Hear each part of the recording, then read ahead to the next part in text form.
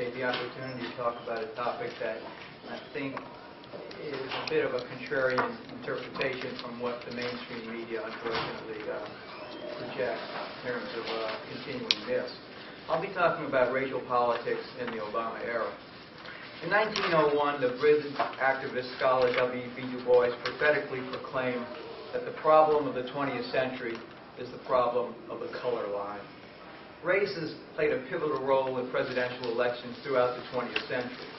In fact, politicians have frequently used the race card to win white votes. We don't think of Franklin Roosevelt as doing that, but he did that throughout his career.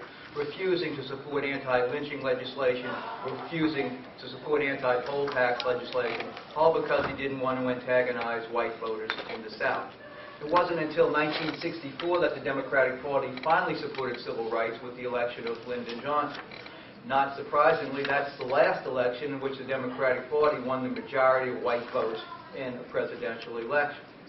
And this is basically, as President Johnson's advisor, confidant Henry McPherson put it, quote, "This lay in the white man's view that the Democrats cast their lot with black Americans to the ultimate disadvantage of whites." For over 2 generations, the Republican Party in presidential elections has relied upon various devices to remind whites that Democrats were the party of African Americans, whether it was states' rights or busing or welfare or law and order. The most, I think, dramatic example was the 1988 presidential election of George Herbert Walker Bush, who made Willie Horton a household name. We remember that Horton was a convicted African American murderer who, on furlough under a program of the Democratic gubernatorial candidate, the governor of Massachusetts' furlough program, raped a white woman. Nor are Democratic Party candidates immune from playing the race card. We may remember that in the 1992 campaign, President Bill Clinton flew back to Arkansas to oversee the execution of a lobotomized African-American convict. In fact, I would suggest that Bill Clinton used race to win the nomination. To win the election. In June of 1992, you may not remember, Bill Clinton was running third in the presidential sweepstakes behind both Bush and, yes, Ross Perot. At that time, facing a losing situation, Clinton contrived to rebuke Reverend Jesse Jackson over the racially inflammatory remarks made by the rap performer Sister Soldier, who Reverend Jackson had invited to participate in a panel discussion, as we might say, and the rest is history. So let's fast forward to the 2008 Democratic Party primary. There's been widespread speculation that the election of an African-American President, Barack Obama, heralds a post-racial politics in America. However, the election results in 2008 show that race played a decisive choice in voting behavior. According to MIT political scientist Charles Stewart, quote, "Racial polarization in American voting patterns in 2008 was at its highest since the 1984 election." Let's look at the Democratic Party primary, Clinton against Barack Obama. Obama edged Clinton in total delegate votes.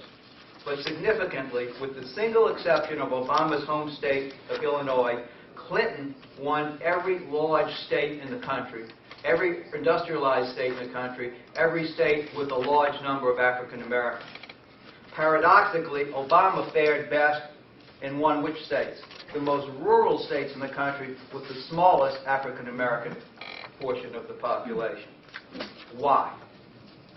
The key explanation in all ways in American politics involves white voters. Obama received a much higher support among whites in the rural states where there were few persons of color than he did in urban states where there were many African Americans and Latinos. In his, I think, brilliant analysis in The American Thinker, James Pennington shows that the states of Wisconsin and Ohio well illustrate this pattern. Obama won the Wisconsin primary, Clinton won the Ohio primary. Wisconsin is only 6% African American and largely rural, whereas Ohio is 12% African American and largely urban. In Wisconsin, blacks and whites live in relative isolation from each other, whereas in Ohio, they're much more interwoven in location.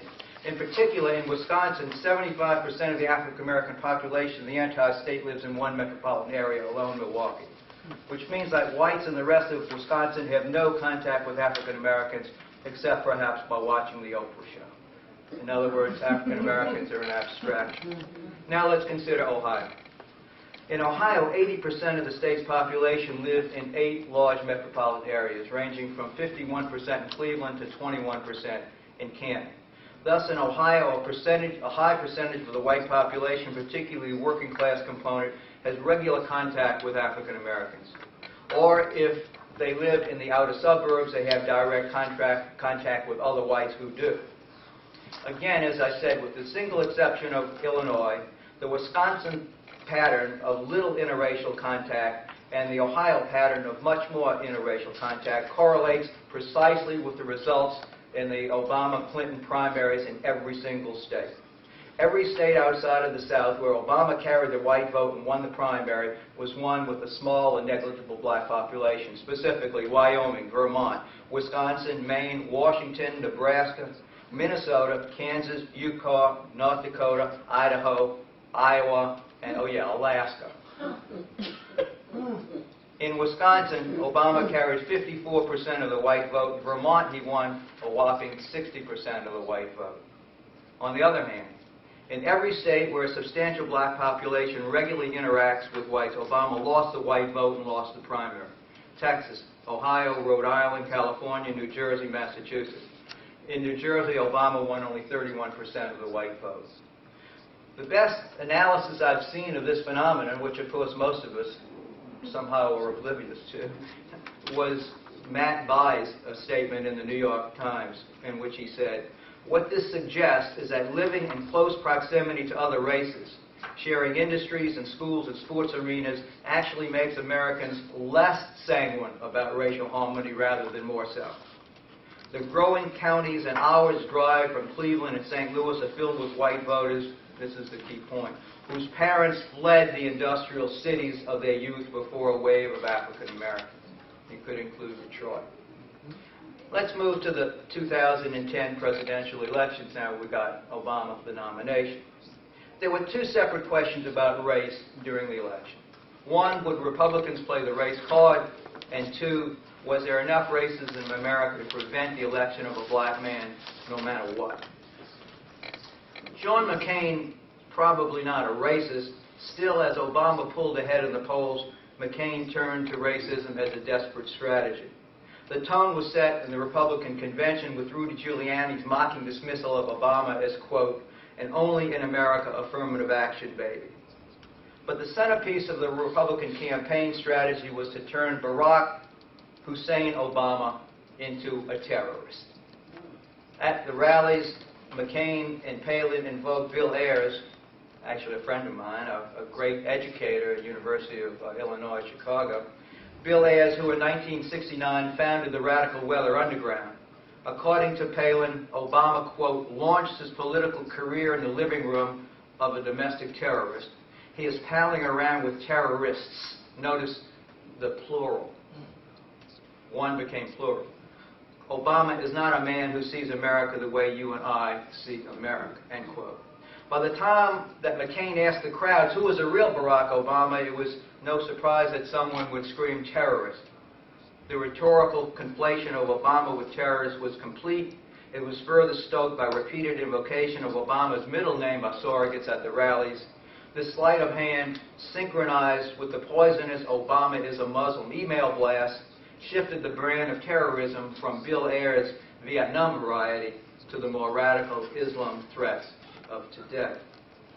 Okay, let's turn to the election results, and I gave you a handout to show you the election results of 2004 that Kerry Bush won, and we'll look at the demographics in that, and then we'll move to the second page, which shows you the demographics in the 2008 election. Obama won the election with 53% of the vote. But before you turn to the second page, what do you think? Obama won 53% of the vote, popular vote. What do you think his total white vote was? What percent of the white vote did Obama win in 2008? Anybody? Probably about 40%. Yeah.